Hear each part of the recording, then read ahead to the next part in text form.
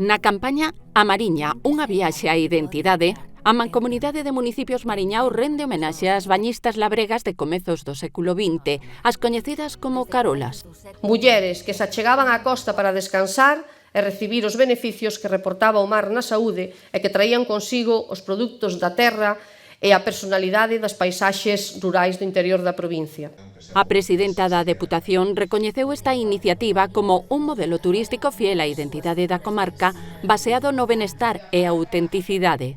Falamos sobre todo de onde vimos, dunha idea moi sinxela, non chegar á Mariña para estar mellor. Iso é o que segue pasando hoxe. A Mariña continúa sendo ese lugar que acolle, que funciona e ao que toda a xente quere volver. Carmela López lembrou a colaboración constante que a Deputación mantén coa Mancomunidade de Municipios, a que achega 25.000 euros para accións que, como esta, impulsan a comarca como xeodestino.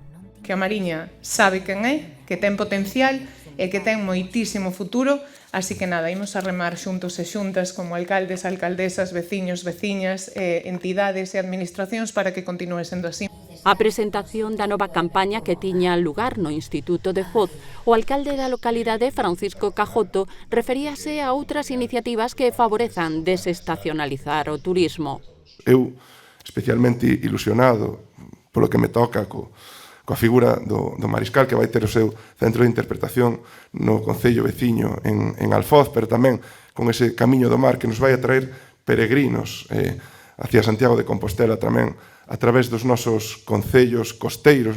O remate do acto, 26 empresas e servizos da comarca da Mariña recibiron cada un seu diploma SINTEC, o Sistema Integral de Calidade Turística en Destino, o abeiro do Plan de Sostibilidade Turística en A Mariña que apoia a Deputación.